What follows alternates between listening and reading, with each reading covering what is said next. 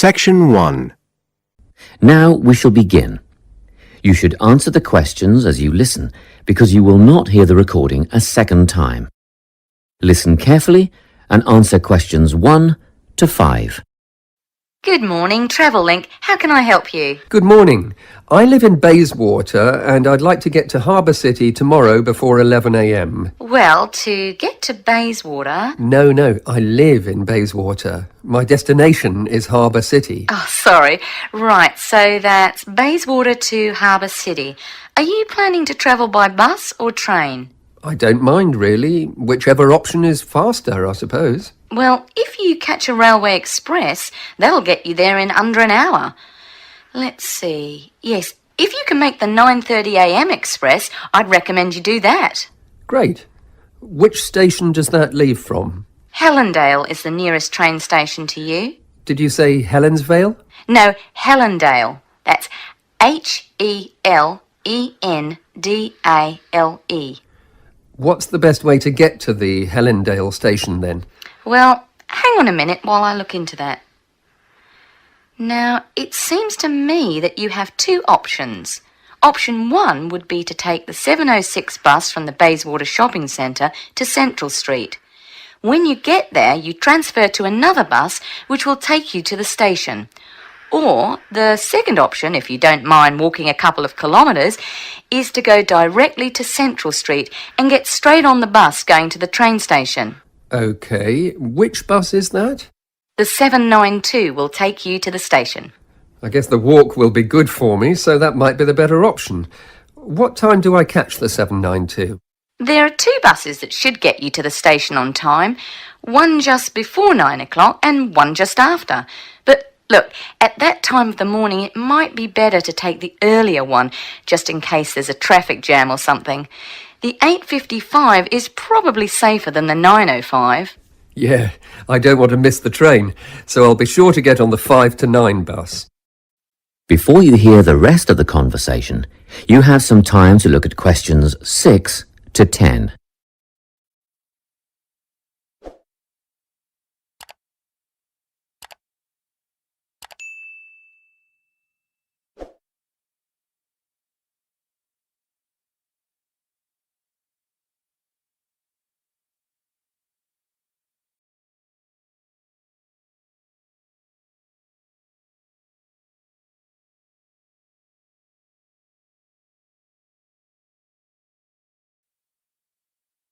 Now listen and answer questions 6 to 10. By the way, how much will I have to pay in fares? Well, you can get a ticket on the bus for $1.80 cash, and you'll need $10 each way for the train. Wait, do you have a Travel Link card? No, but I can get one before tomorrow. OK, well that'll make it considerably cheaper then.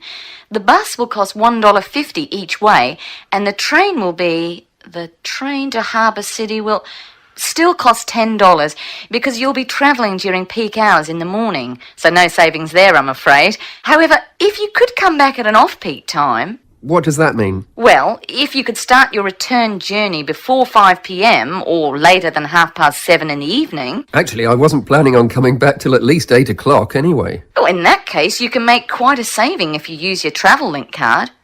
You did say you were planning to purchase one, didn't you? Yes, I'll pick one up later today. Good. That would mean your return train journey would only cost you $7.15 with your card. Thank you. Is there anything else I can help you with? Actually, there is. Do you know if I can use the Travel Link card on ferries? If you're thinking of the Harbour City ferries that go back and forth between the North and South Bank, those are the commuter ferries, then yes. A one-way trip costs $4.50, but with your card you'd make a 20% saving and only pay $3.55. So $3.55 for the commuter ferry. What about the tour boats? You mean the tourist ferries that go upriver on sightseeing tours? No, they only take cash or credit card. They're not part of the Travel Link company. Oh, I see. I don't suppose you know the cost of a tour? In actual fact, I do, because I took a friend on the trip upriver just last week. We decided on the afternoon tour, and that was $35 each, but I understand that you can do the whole day for $65. Thank you. You've been a great help. My pleasure. Enjoy your day out. That is the end of section 1. You now have half a minute to check your answers.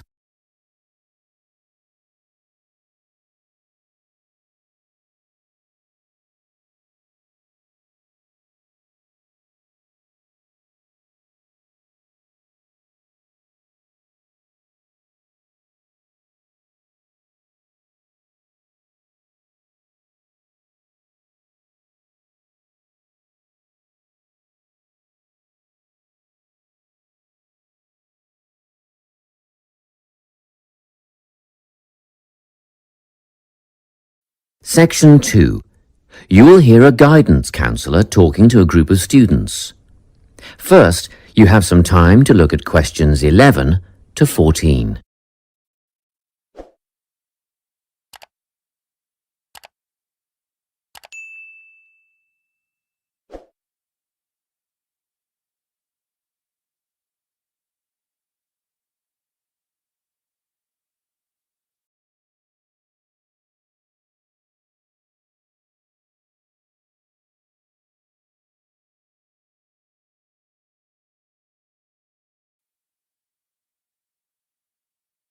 Listen carefully and answer questions 11 to 14. Hello everyone. I'm the Counselling Administrator here at St Ives College, and I've been asked to come and talk to you about our counselling team and the services that we offer. We have 3 professional counsellors here at St Ives: Louise Bagshaw, Tony Denby and Naomi Flynn. They each hold daily one-on-one sessions with students, but which counsellor you see will depend on a number of factors. If you've never used a counsellor before, then you should make an appointment with Naomi Flynn. Naomi specialises in seeing new students and offers a preliminary session where she will talk to you about what you can expect from counselling, followed by some simple questions about what you would like to discuss. This can be really helpful for students who are feeling a bit worried about the counselling process. Naomi is also the best option for students who can only see a counsellor outside office hours. She is not in on Mondays, but starts early on Wednesday mornings and works late on Thursday evenings, so you can see her before your first class or after your last class on those days. Louise staffs our drop-in centre throughout the day. If you need to see someone without a prior appointment, then she is the one to visit. Please note that if you use this service, then Louise will either see you herself or place you with the next available counsellor. If you want to be sure to see the same counsellor on each visit, then we strongly recommend you make an appointment ahead of time. You can do this at reception during office hours or by using our online booking form. Tony is our newest addition to the counselling team. He is our only male counsellor, and he has an extensive background in stress management and relaxation techniques. We encourage anyone who is trying to deal with anxiety to see him. Tony will introduce you to a full range of techniques to help you cope with this problem, such as body awareness, time management, and positive reinforcement. Before you hear the rest of the talk, you have some time to look at questions 15 to 20.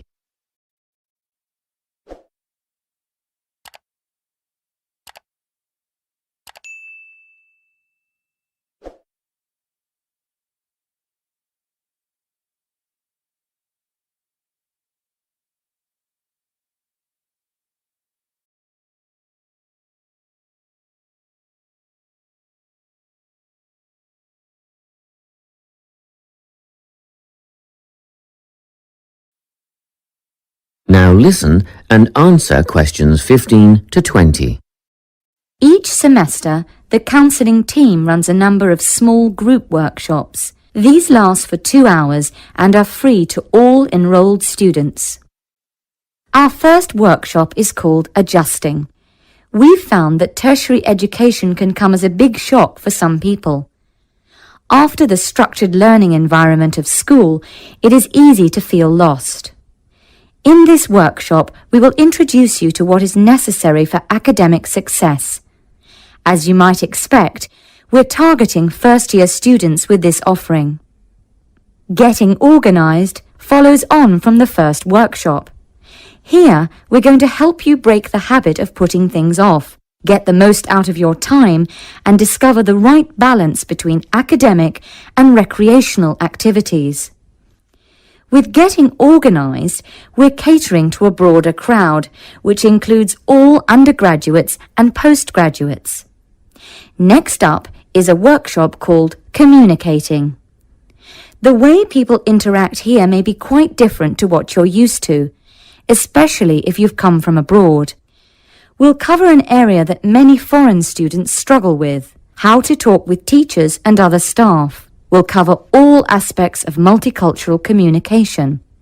International students tend to get a lot out of this class, so we particularly encourage you to come along.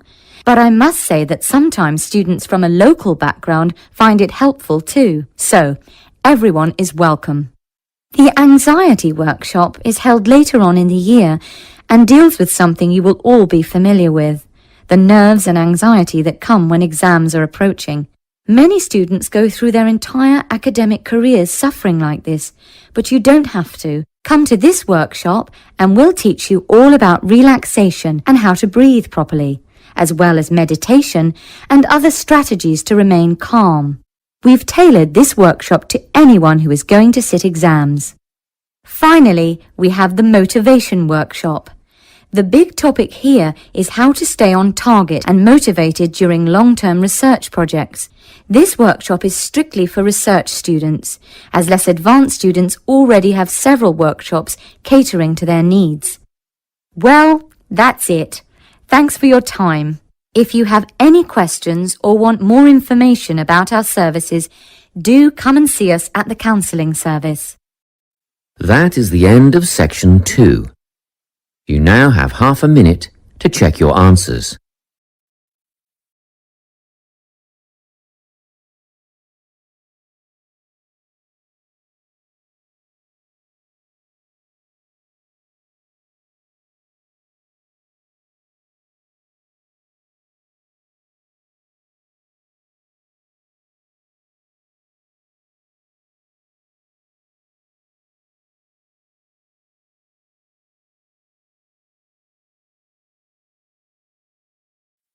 Section 3.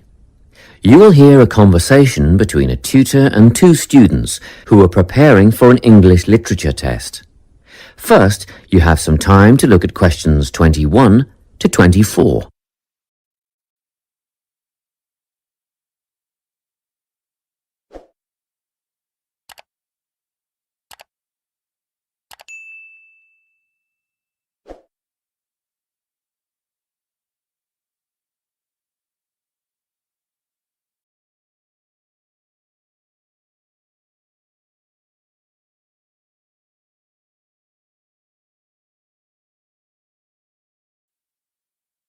Listen carefully and answer questions 21 to 24.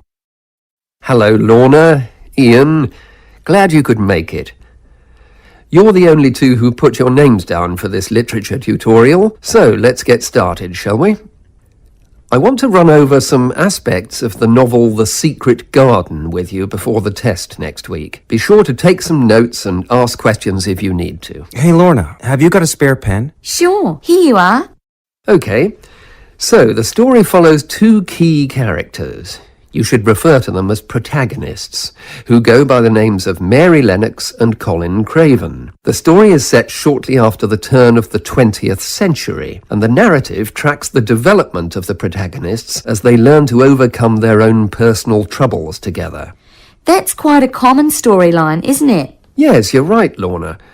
So what can you tell me about the character of Mary? Well, in the beginning, she is an angry, rude child who was orphaned after a cholera outbreak and forced to leave India and move to the United Kingdom to her uncle's house in Yorkshire. That's right. And there she meets Colin, who spends his days in an isolated room, believing himself to be permanently crippled, with no hope of ever gaining the ability to walk. The two strike up a friendship, and gradually learn, by encouraging each other, that they can both become healthy, happy and fulfilled in life. Will we need to remember a lot of these details for the exam? Just the basic outline. Examiners don't want to read a plot summary. They know what the book is about. Focus on narrative techniques instead, such as point of view. What's that mean? It's all about how we see the story. This story, for example, is written from the perspective of what is called an omniscient narrator. Omniscient means all-knowing. So, as readers, we get to see how all the characters feel about things, what they like and don't like, and what their motivations are in the story. Before you hear the rest of the conversation, you have some time to look at questions 25 to 30.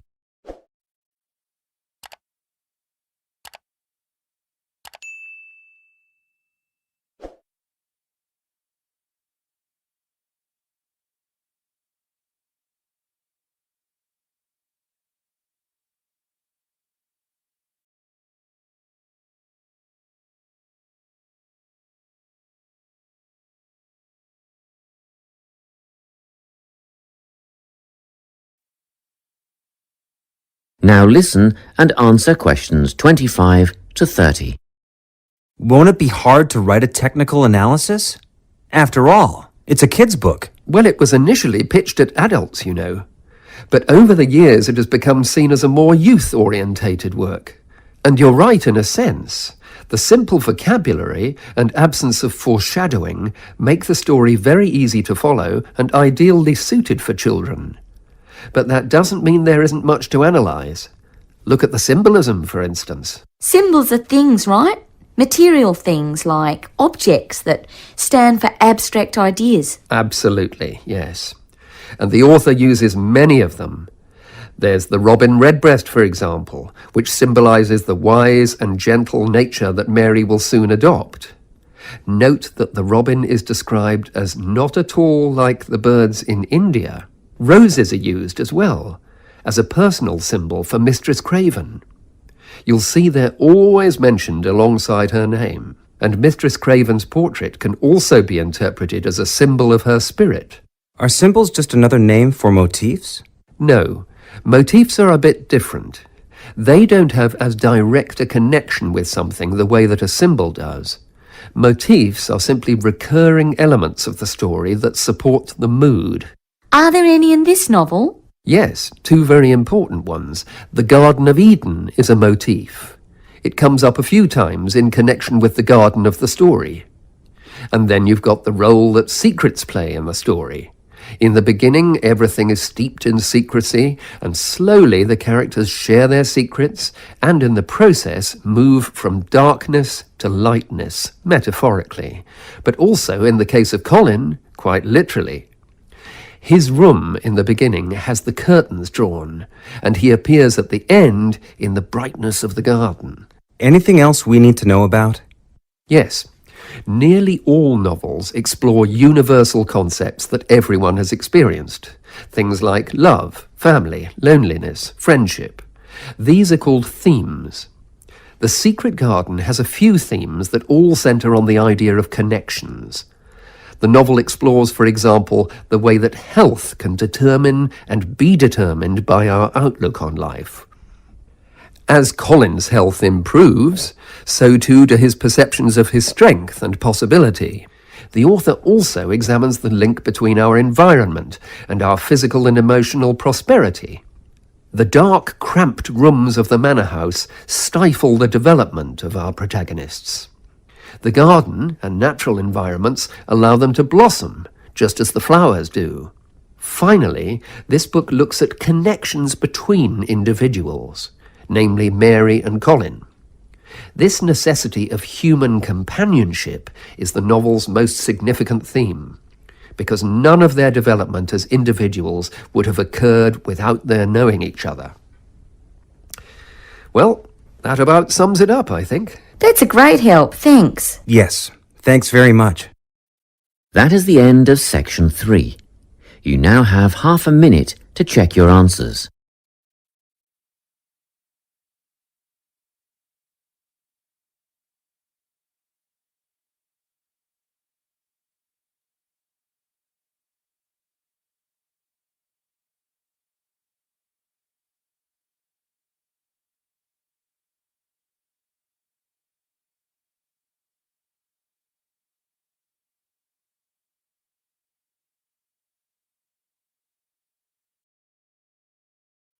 Section 4. You will hear a talk on the topic of time perspectives. First, you have some time to look at questions 31 to 40.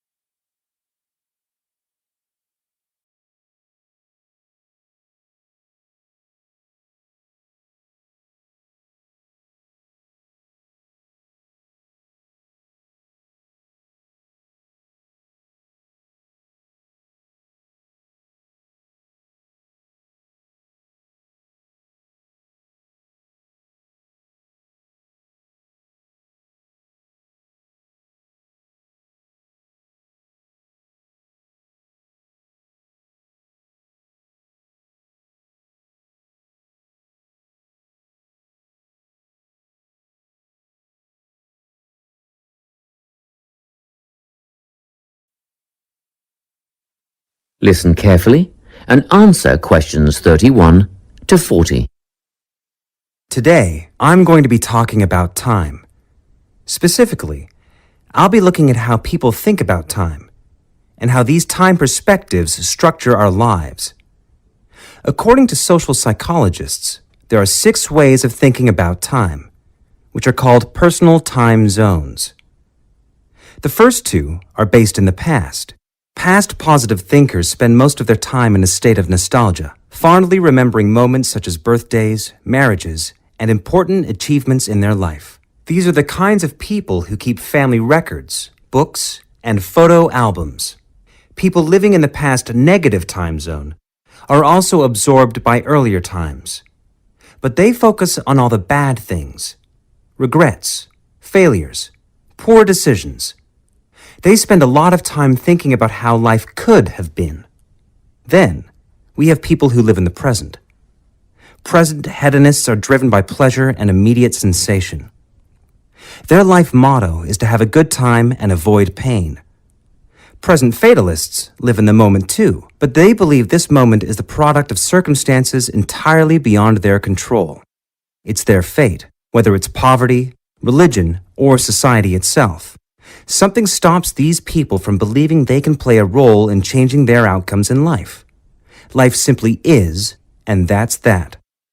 Looking at the future time zone, we can see that people classified as future active are the planners and go-getters. They work rather than play and resist temptation. Decisions are made based on potential consequences, not on the experience itself. A second future-orientated perspective, future fatalistic, is driven by the certainty of life after death and some kind of a judgment day when they will be assessed on how virtuously they have lived and what success they have had in their lives. Okay, let's move on. You might ask, how do these time zones affect our lives? Well, let's start at the beginning. Everyone is brought into this world as a present hedonist. No exceptions. Our initial needs and demands, to be warm, secure, fed, and watered, all stem from the present moment. But things change when we enter formal education. We're taught to stop existing in the moment and to begin thinking about future outcomes. But did you know that every 9 seconds, a child in the USA drops out of school? For boys, the rate is much higher than for girls. We could easily say, well, boys just aren't as bright as girls. But the evidence doesn't support this. A recent study states that boys in America, by the age of 21, have spent 10,000 hours playing video games. The research suggests that they'll never fit in the traditional classroom because these boys require a situation where they have the ability to manage their own learning environment. Now, let's look at the way we do prevention education. All prevention education is aimed at a future time zone. We say, don't smoke or you'll get cancer. Get good grades or you won't get a good job. But with present-orientated kids, that just doesn't work. Although they understand the potentially negative consequences of their actions, they persist with the behavior because they're not living for the future. They're in the moment right now. We can't use logic, and it's no use reminding them of potential fallout from their decisions or previous errors of judgment. We've got to get in their minds just as they're about to make a choice. Time perspectives make a big difference in how we value and use our time. When Americans are asked how busy they are, the vast majority report being busier than ever before. They admit to sacrificing their relationships, personal time, and a good night's sleep for their success. 20 years ago, 60% of Americans had sit-down dinners with their families, and now only 20% do. But when they're asked what they would do with an 8-day week, they say, oh, that'd be great. They would spend that time laboring away to achieve more. They're constantly trying to get ahead, to get toward a future point of happiness. So, it's really important to be aware of how other people think about time. We tend to think, oh, that person's really irresponsible, or that guy's power hungry. But often, what we're looking at is not fundamental differences of personality, but really just different ways of thinking about time. Seeing these conflicts as differences in time perspective, rather than distinctions of character, can facilitate more effective cooperation between people and get the most out of each person's individual strengths. That is the end of section 4. You now have half a minute to check your answers.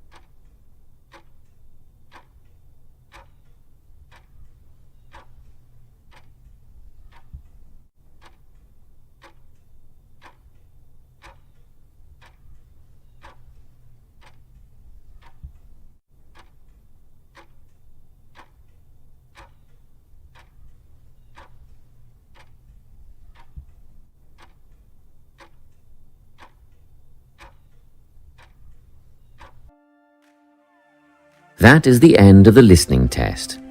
You now have 10 minutes to transfer your answers to the listening answer sheet.